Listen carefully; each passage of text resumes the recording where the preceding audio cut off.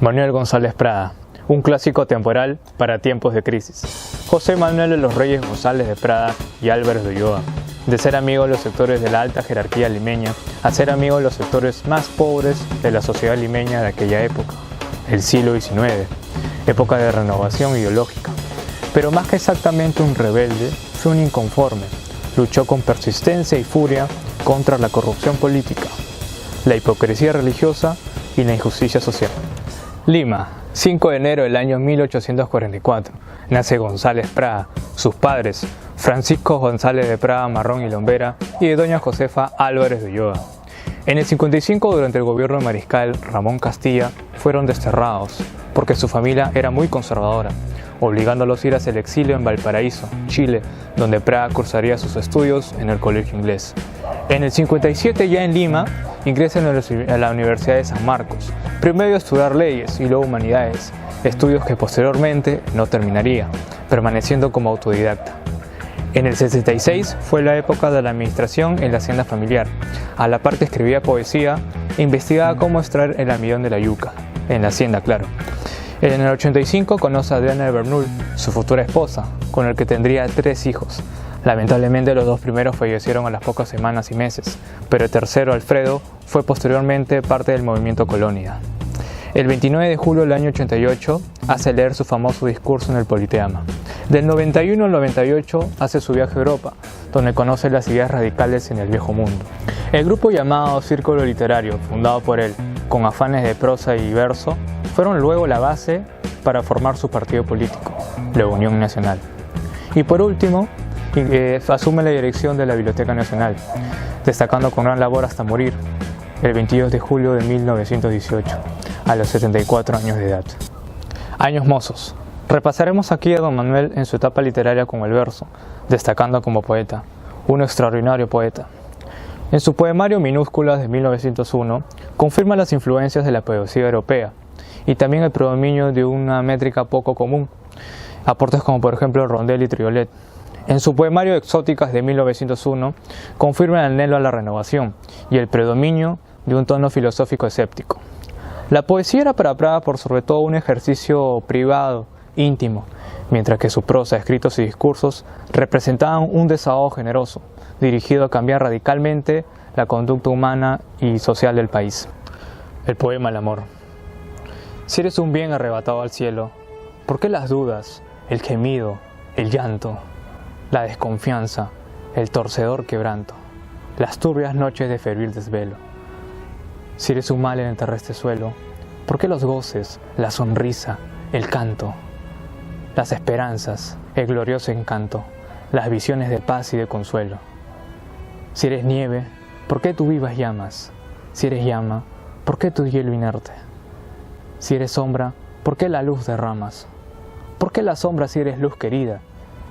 Si eres vida, ¿por qué me das la muerte? Y si eres muerte, ¿por qué me das la vida?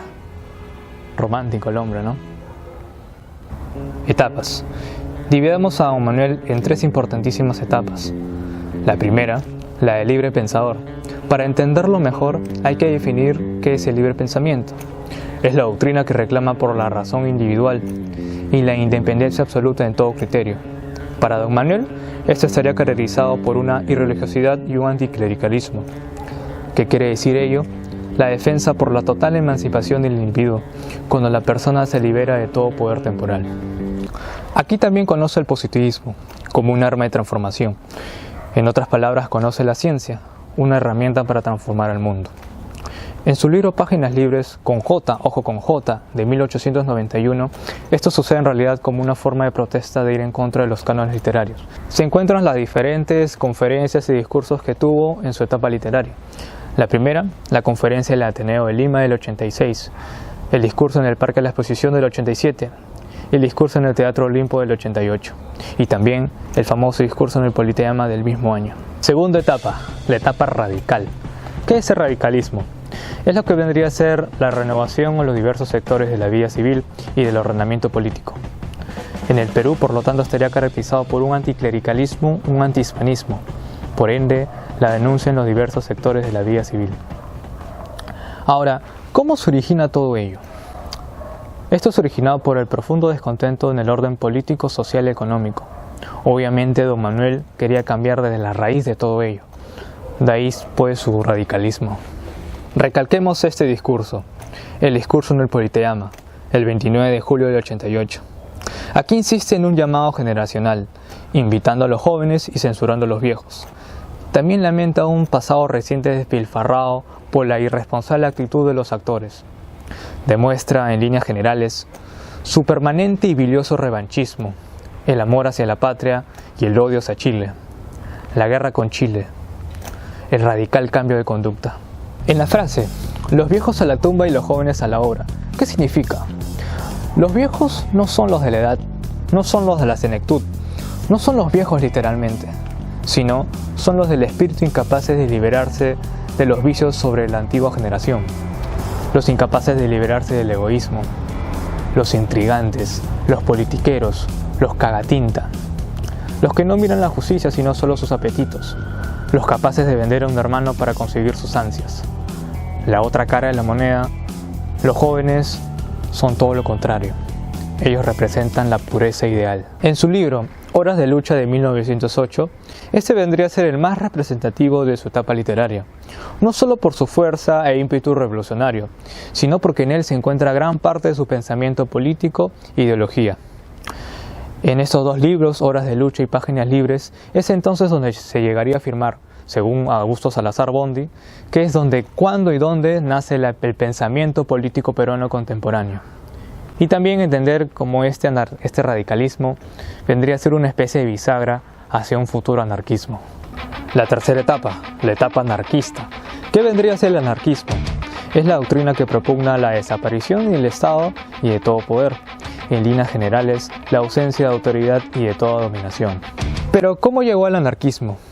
Pues según Thomas Ward, un intelectual y profesor universitario estadounidense, divulgador del pensamiento de don Manuel, españoles como Ascarell y Pío de Margall, afectados a su vez por franceses y rusos, Kropotkin, Proudhon, Tolstoy, leídos en España y Francia, fueron sus influencias en don Manuel. Indaguemos. El individualismo, presentado por don Manuel como un paradigma, un ejemplo o modelo de algo, a liberarse finalmente de las cadenas del positivismo estático, estableciendo en el proceso una ontología individualista, basada en el orden individual en vez de lo colectivo, y para preparar un futuro camino hacia un anarquismo. Esto vendría a ser la base fundamental del pensamiento de don Manuel. Además, el episodio de la Unión Nacional en los años 90 se configura como un periodo de transición entre el elitismo anterior y la redefinición en las cuestiones políticas a principios del siglo XX. Ahora, ¿cómo es su anarquismo? Para Thomas Ward, su anarquismo es una especie de innatismo. Es inherente o propio de él. Su anarquismo es muy apasionado y emocional. Parece proponer violencia. ¿Es tirador de bombas entonces? No, más bien es un anarquista general. No es muy acentuado en proponer la violencia, sino más bien en construir una especie de revolución evolutiva. Una revolución como una evolución acelerada, una marcha en línea recta. Don Manuel hace una diferencia de dos significados que van en contra de lo que entendemos por anarquismo. Primero, el que lo asocia con desorden o estado de caos, y el segundo con un acto de violencia individual o colectiva, como ya hemos visualizado anteriormente. Ahora, aquí hay tres factores importantes a tener en cuenta como detonantes en el pensamiento anarquista de don Manuel. Primero, la oligarquía nacional, la casta criolla que decidía el destino de la sociedad peruana, siempre y solo en beneficio para ellos, excluyendo a los marginados, las amplias mayorías de los ciudadanos, principalmente los indios y mestizos, sin olvidar a los negros, asiáticos y obviamente los blancos pobres. Segundo, y no menos importante, la alta jerarquía del ejército peruano, alejada en lo absoluto de los llamados intereses nacionales, sin ningún sentido de patria o amor siquiera al pueblo en el que habitan.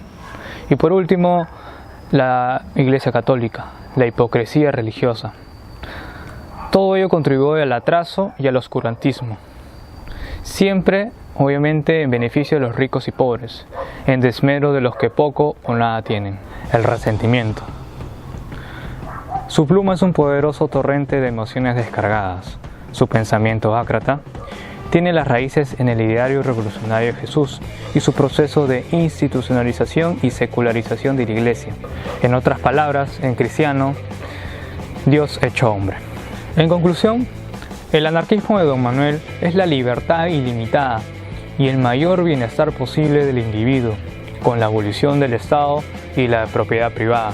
Su concepto más importante es entonces la justicia, el espiritualismo interior desligado de la Iglesia y del Estado, teniendo como meta última y anhelada un sujeto que pueda ser capaz de crear su propio destino.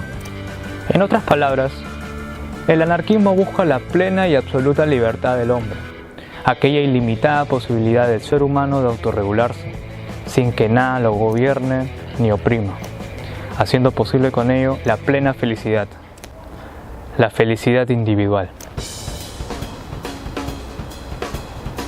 El Perú es un país enfermo, donde se pone el dedo, salta el pus.